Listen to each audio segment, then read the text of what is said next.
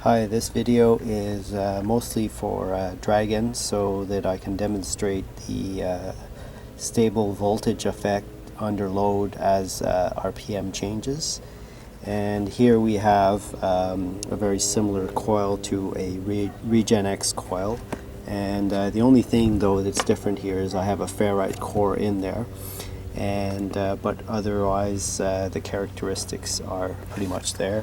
This is my prime mover, a Dremel tool with a diametrically magnetized magnet, so half of it is north, the other half is south.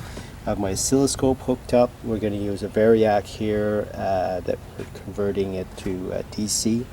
The DC will feed the universal motor here, and we'll be able to monitor here the current. And I've got my scope attached across the coil, so when I open the coil we could look at the open voltage and the voltage when I put the 1 ohm resistor here on load. So I'm gonna go ahead and start this. So that is the current that we're using, so 0.462 about milliamps. There's voltage fluctuations here, so it changes a little bit. So I'm going to give you a look here at, let's have a look here at the voltage. So there is our voltage sine wave there, and that is the data.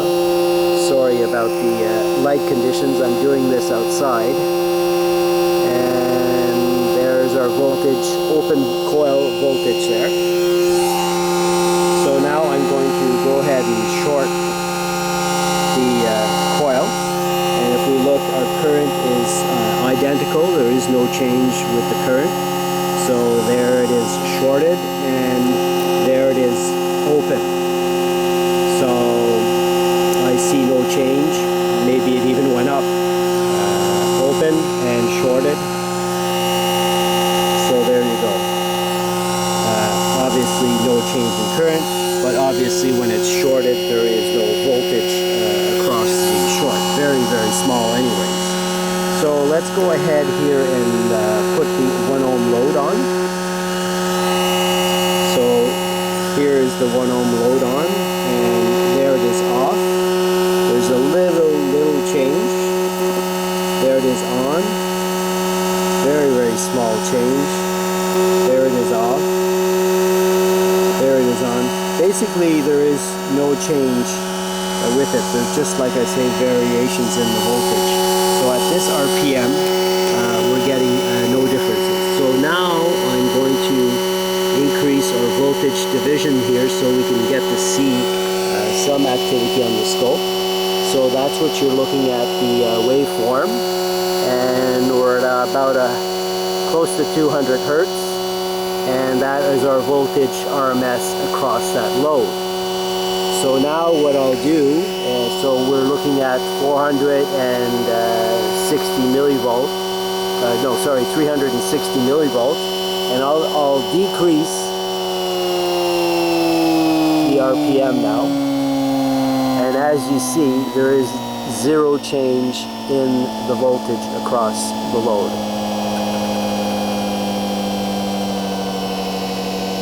Very, very same.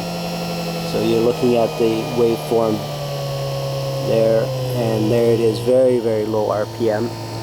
We're at around 56 hertz. There's 50 hertz right there.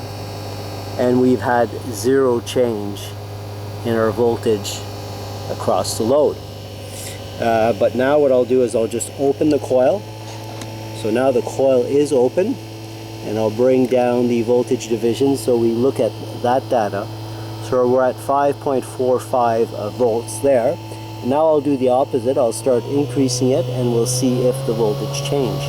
So the voltage does change as if you're having an open coil voltage, and it keeps increasing as you increase the RPM. So now I'd have to drop my voltage divisions here to be able to get that data up there. So here you are seeing it increase in voltage, but that's because the coil is open. my 1 ohm load, and now adjust my voltage divisions. We're back exactly at the same voltage that we were at. So let's go beyond 200 hertz.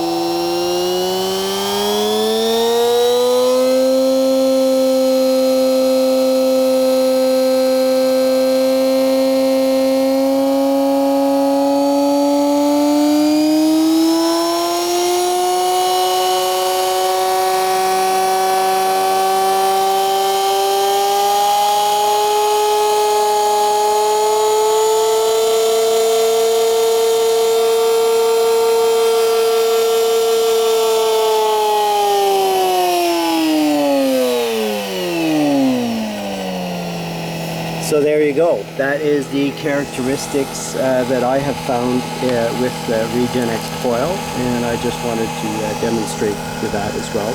And as well, here at this low frequency, if we look at our current, and now I take the load off, you could see a big difference in change in current with the load on or off. So there is an ideal RPM that I'll bring it to probably around this range here. I'll take the load off now, it's now on, and there you go, zero change at that point. Load is on, load is off, load is on, load is off. But unfortunately that is the only voltage that can